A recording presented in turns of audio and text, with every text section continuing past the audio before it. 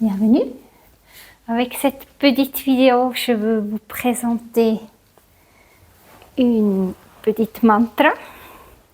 Une mantra qui était très utile pour pouvoir calmer le mental et aussi calmer le flux des pensées.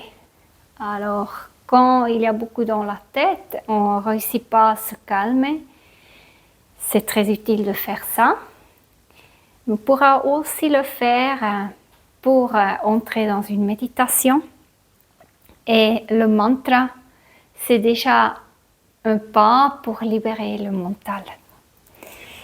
Le mantra, il porte le nom de Om Namo Bhagavate Vasudevaya.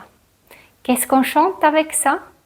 Le Om, c'est cette son primordial, cette vibration primordiale qu'on dit aussi que c'était la vibration qui a mis tous en mouvement pour créer le monde. C'est le son de la création. Après, on a le Namo. Namo, c'est comme Namasté, un peu dans ce sens-là.